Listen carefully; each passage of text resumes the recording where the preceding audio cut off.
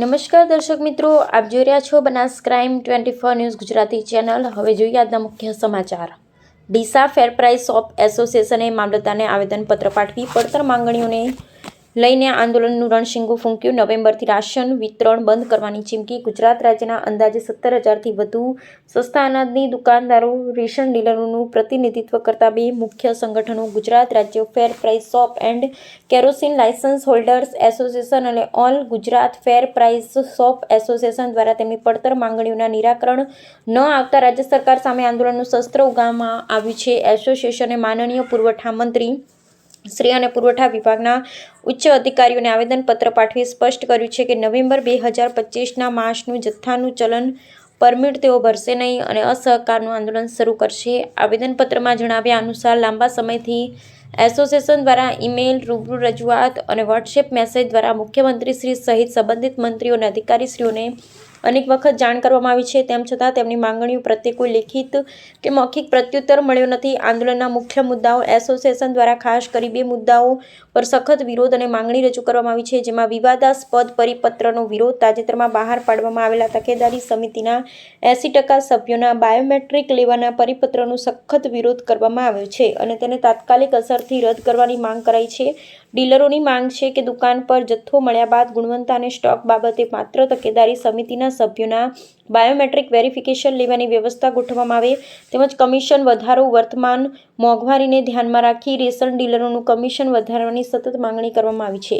તેમની માંગ છે કે કમિશન વધારી પ્રતિ કિલો ₹3 કરવામાં આવે, માસિક મિનિમમ ગેરેન્ટેડ કમિશનની રકમમાં વધારો કરી ₹30,000 કરવામાં આવે। આ ઉપરાંત ડીલરોની સમયસરની કામગીરી સામે મળતું અનિયમિત કમિશન સમયસર બેંક ખાતામાં જમા થાય અને ઈ પાસબુકમાં નિયત નમૂનામાં અપડેટ મળે તે પ્રકારે સોફ્ટવેરમાં તાત્કાલિક સુધારો કરવાની પણ માંગ કરી।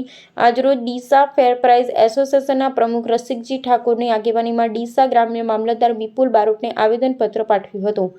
દુકાનદારોની પડતર માંગણીઓને લઈ સરકારમાં રજૂઆત કરાઈ હતી। એસોસિએશન દ્વારા ચેતવણી આપી છે કે જો તેમની માંગણીઓ સંતોષાશે નહીં તો ગાંધી ચિંધ્યા માર્ગે આંદોલન કરવાની ફરજ પડશે અને તેનાથી ઉપસ્થિત થતી તમામ જવાબદારી સંબંધિત વિભાગની રહેશે। રેશન ડીલરોના આ નિર્ણયને કારણે રાજ્યના લાખો રેશન કાર્ડ ધારકોને નવેમ્બર માસથી રાશન મળવામાં ભારે મુશ્કેલી પડી શકે છે। સરકાર આ ગંભીર મુદ્દે શું વલણ અપનાવે છે તેના પર સૌની નજર ટકેલી છે। અહેવાલ હરીશ ઠક્કર। એપીએસ દુકાનદારો તરફથી આપને જે આવેદનપત્ર આપવામાં આવ્યું છે એ બાબતે આપ શું સંદેશો આપો છો દુકાનદારોને?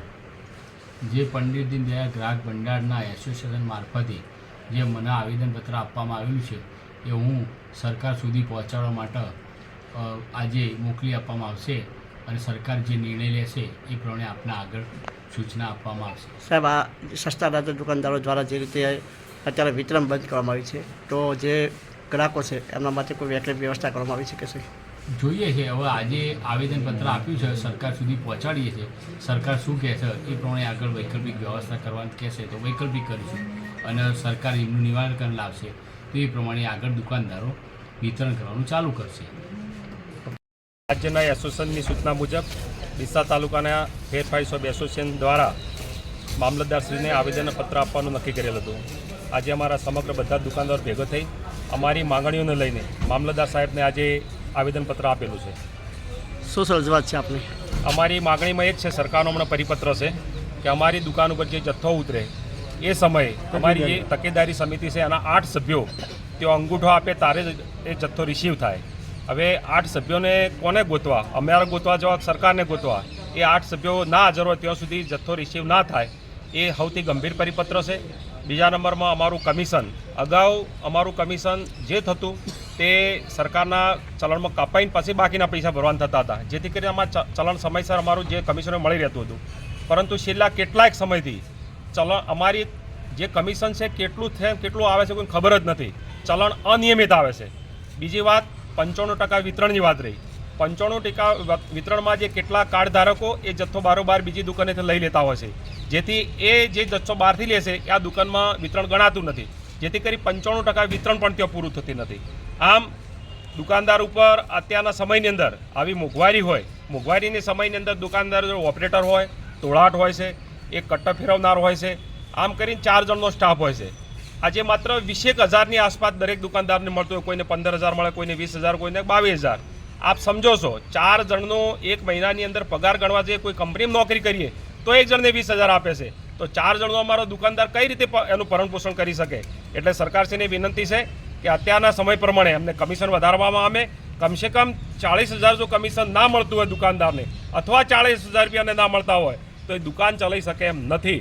એટલા માટે દુકાનદારનું ભરણ પોષણ થાય એના માટે કમિશન પણ વધારવું જોઈએ સરકારે. સરકારશ્રી દ્વારા આપણી માગણી સ્વીકારવામાં નહીં આવે તો આગળનો કાર્યક્રમ શું? નહીં સ્વીકારવામાં આવે તો 1લી તારીખથી સમગ્ર રાજ્યમાં ગાંધી ચિંધ્યા માર્ગે અમે અમારા દુકાનદાર ઉપર વિતરણથી સરકારશ્રીને કોઈ પણ સૂચના હશે, એ પરમિટ જનરેટ કરવાની હોય, વિતરણ કરવાની કોઈ પણ બાબત હોય, એ અમે દુકાન ઉપર કોઈ પણ જાતનો વહીવટ કરીશું નહીં.